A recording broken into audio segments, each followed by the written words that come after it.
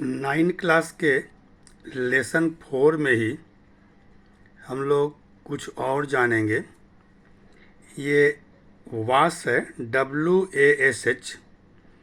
ऐसे तो वाश माने धोना होता है, लेकिन यहाँ इसका शॉर्ट फॉर्म है वाटर, सैनिटेशन एंड हाइजीन। ये जो WA है ये वाटर के लिए है, S जो वर्ड है सैनिटेशन स्वच्छता के लिए है, और H वर्ड जो है ये हाइजीन स्वास्थ्य या आरोग्य के लिए है। तो इसमें हम लोगों को थोड़ा जानना है। जो वर्ल्ड हेल्थ ऑर्गेनाइजेशन है WHO, विश्व स्वास्थ्य संगठन, और UNICEF, United Nations international child emergency fund, ये इस सब के बारे में बहुत अधिक ध्यान देता है कि जो स्कूली बच्चे हैं, छोटे हो या बड़े हों, इनका स्वास्थ्य कैसा हो, ये इनका पीने वाला पानी कैसा हो, ये जहाँ रहते हैं वहाँ स्वच्छता सफाई पर ध्यान है कि नहीं, उनका हेल्थ और उनका आरोग्य, ये सब पर ध्यान देता है।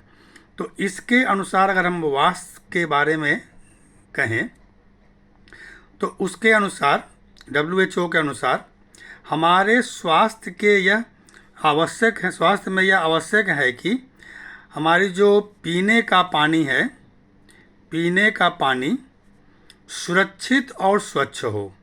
जहाँ रखा गया है वो ठीक ढंग से रखा गया है, ढक कर रखा गया है, कोई उस पर कीड़ा मकोड़ा या पक्षी न बैठे, और स्वच्छ साफ हो, उसमें वो कीटाणु मुक्त हो। और हम जहाँ रह रहे हैं, हमारे घर के आसपास, ये आवास हमारा जो है, ये आसपास का पर्यावरण वातावरण स्वच्छ और रोगाणु मुक्त हो, साफ हो, और कोई रोग के कीटाणु बैक्टीरिया वायरस वहाँ ना हो, जिससे हमारा स्वास्थ्य अच्छा बना रहे, जिससे हम ठीक रहें, हम हेल्दी रहें। हमारा स्वास्थ्य सब ठीक रहेगा तो हमारी मानसिक स्वास्थ्य भी बनी रहेगी और हम सभी निरोग रहेंगे। तो ये जो है वास का उद्देश्य है। जल स्वच्छता ये अगर ठीक रहेगी तो हमारी स्वास्थ्य जो है ये बनी रहेगी, हम स्वस्थ रहेंगे, और हमारा शरीर स्वस्थ रहेगा तो हमारे लिखाई पढ़ाई में भी मन लगेगा। ये कहा जाता है कि एक स्वस्थ शरीर में ही स्वस्थ दिमाग का वास करता है। और ये ज़रूरी है कि स्वच्छता हमारे भोजन और जल पर भी निर्भर करता है, और जहाँ रहते हैं उसके आसपास के वातावरण पर भी यह निर्भर करता है। तो हम जिस विद्यालय में पढ़ते हैं या रहते हैं बच्चे, वहाँ का जो जल है ये बता चुके हैं कि स्वच्छ होना चाहिए, ढका होना चाहिए, साफ होना चाहिए। इसके अलावा विद्यालय के आसपास की सफाई, विद्यालय का अगर जो वॉशरूम है, बाथरूम है, वो भी साफ़ सुथरा होना चाहिए, उसकी रेगुलर सफाई होते रहनी चाहिए। और इसके अलावा उसमें भी फिनाइल, DDT सब का, ब्लीचिंग पाउडर का छिड़काव होते रहना चाहिए। और जो विद्यालय में भोजन मिल रहा है वो स्वास्थ्यकर होना चाहिए, उसमें प्रोटीन की मात्रा जरूर होनी चाहिए। ये सब हमें ध्यान देना है। स्कूल में ही छात्रों का मेडिकल चेकअप होता है, सब स्कूल में किया जाता है। डॉक्टर आते हैं, प्रतिवर्ष आते हैं, जब तक आते रहते हैं, और उनका चेक करते हैं। चेक में उनका आँख चेक करते हैं, आँख के डॉक्टर अलग आते भी हैं, और वो चेक करके अगर उन्हें आँख में कोई प्रॉब्लम हो तो उसका भी वो सॉल्यूशन बताते हैं। उनका रक्त अगर कमी हो तो बताते हैं क्या करना है, पौष्टिक भोजन क्या क्या करना है उनको देखते हैं। इस सब जो है जांच स्कूल में होता है। टीचर भी ऐसे डेली उनके नाखून देखते हैं, उनके वस्त्रों पर ध्यान देते हैं, उनके बालों पर ध्यान देते हैं, और ये सब जो है हम विद्यालय में देखते हैं ताकि बच्चों का स्वास्थ्य अच्छा रहे। कुछ ऐसी स्वास्थ्यकर आदतें हैं जो हम अपने आसपास रखते हैं, देखते हैं। जैसे हमारे अपने घर में ही वो भोजन को हमेशा, वो कच्चा हो या पका हो, ढक कर रखना चाहिए, नहीं तो कीड़े मकोड़े, तिलचट्टा, चूहा या मक्खी उस पर बैठेंगे। खाने से पहले और खाने के बाद हमें हाथों को अच्छी तरह धोना है, खाने से पहले भी और खाने के बाद भी। संभव हो तो खाने के पहले हम किसी डिटर्जेंट से, पाउडर से, साबुन से या किसी भी लिक्विड से हम उसको धोएं बढ़िया से। शौचालय से आने के बाद भी अपने हाथ को हम और पैर को अच्छी तरह धोएं। प्रतिदिन साबुन से स्नान करें, शैम्पू से स्नान करें, अपने शरीर को साफ रखें। हमारे कपड़े भी स्वच्छ और साफ होने चाहिए। इसके अलावा हम जहाँ रहते हैं उसके आसपास गंदगी ना फैले, कहीं पानी ना जमा हो, कहीं नाली रुका हुआ ना हो, इस पर भी ध्यान रखें। सोते समय मच्छरदानी का उपयोग करें। मच्छरदानी या गुड नाइट का वगैरह ये जो रिफिल है कोयल, इसका उपयोग करें ताकि मच्छर ना हो, इससे भी रोग फैलता है। मक्खी मच्छर अगर संभव हो तो घर के दरवाज़ा पर जाल लगा के रखें। अगर हम कोई पालतू पशु को पालते हैं तो उसका भी देखभाल हम जरूर करें, उसका भी जब तब इलाज कराते रहें ताकि कोई हमें समस्या ना हो। उनके वजह से भी बहुत सारा रोग फैलता है। कुत्ता और बिल्ली की वजह भी, ये कुत्ता और बिल्ली भी कई तरह के रोग फैलाने में सहायता करते हैं। इसका नेक्स्ट है मानव कल्याण में सूक्ष्म जीव, माइक्रोब्स इन ह्यूमन वेलफेयर। हमारा जो मानव समाज है इसका कल्याण बहुत ज़रूरी है और इसमें जो सूक्ष्म जीव है, माइक्रोब्स है, इसके पहले मैं बता चुका हूँ। ऐसे जीव जिन्हें देखने के लिए हमें माइक्रोस्कोप की आवश्यकता पड़ती है, उन जीवों को हम माइक्रोब्स कहते हैं। तो इनकी भी भूमिका है। तो माइक्रोब जैसे बैक्टीरिया है, फंगस है, प्रोटोजोआ है, वायरस है, ये सब माइक्रोब्स हैं। ये हमारे लिए लाभदायक भी हैं और हानिकारक भी है, ये दोनों होते हैं। इनसे हमें हानि तो है ही, कई प्रकार की हानियाँ इसके भी पहले मैं बता चुका हूँ। कई प्रकार के रोग, malaria, diphtheria, pneumonia, TB, cancer, ये सब रोग थे, ये इनके वजह से होता है।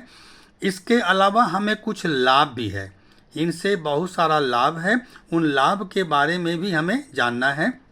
जैसे हम दूध से दही बनाते हैं तो पता है कि दही बनाने के लिए लैक्टोबैसिलस बैक्टीरिया महत्वपूर्ण भूमिका निभाता है जो लैक्टिक एसिड उत्पन्न करता है।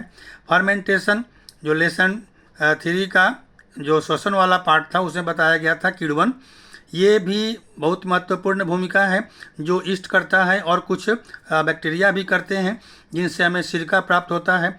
और ब्रेड जो केक वगैरह जो बनाने में भी फर्मेंटेशन की भूमिका होती है, ईस्ट की भूमिका होती है।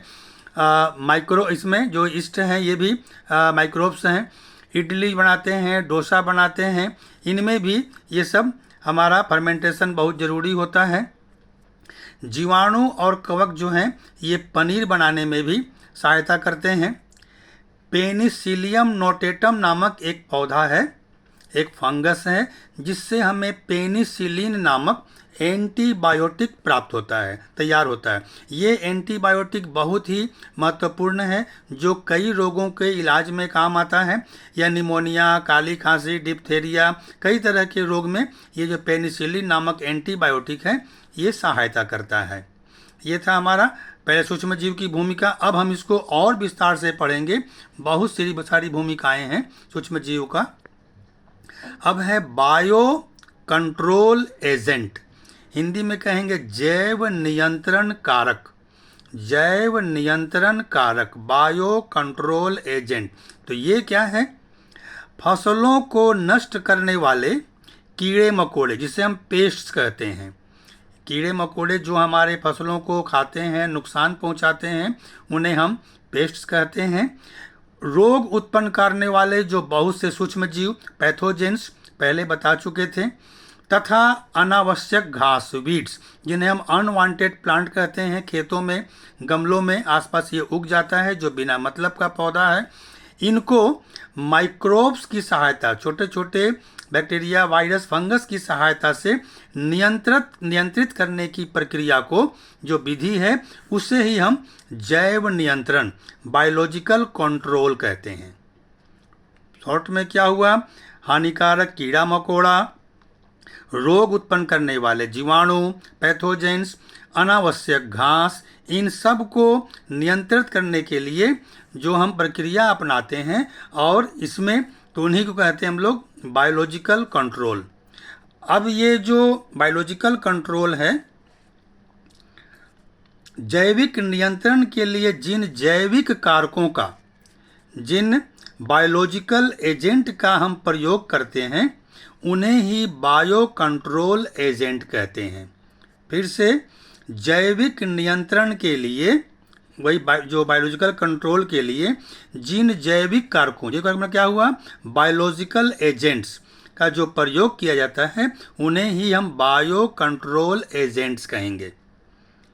अब इनके बारे में जानना है, किंतु हमको यह भी जानना है कि हम ये जो इनका प्रयोग करेंगे जो हमें लाभ तो पहुंचाएगा, किंतु ये सब कारक क्या हैं, हमारे जल को और मिट्टी को प्रदूषित करते हैं। इनके नेक्स्ट पार्ट में भी इसके बारे में पढ़ेंगे, 10 में भी पढ़ेंगे। यह हमारा जो जल है और मिट्टी प्रदूषण में है, इनमें इनकी भी महत्वपूर्ण भूमिका है, किंतु उन्हें नष्ट करना भी जरूरी है, नहीं तो हमारा फसल जो है ये कम जाएगा। यहाँ एक हम लोग जो कीटनाशक, इसको बोलते हैं इंसेक्टिसाइड्स या पेस्टिसाइड्स से जो दवा बनते हैं, इन दवा बनाने में एक बैक्टीरिया है, उसका नाम है बैसिलस थुरिएंजेंसिस। ये जो बैक्टीरिया है ये कीटनाशक दवा बनाने में काम आता है। ये हमारे लिए बहुत ज़रूरी है, हालांकि इससे हमें नुकसान भी है, किंतु ये बनाना ज़रूरी भी है। वीड्स बताए थे, जो अनवांटेड प्लांट है, बिना मतलब का प्लांट है, ये जो उग जाता है, तो उगने के लिए हम लोग इसमें फंगल पैथोजेंस का प्रयोग करते हैं। फंगल पैथोजेंस का हम प्रयोग करते हैं, ये भी देखा जाता है।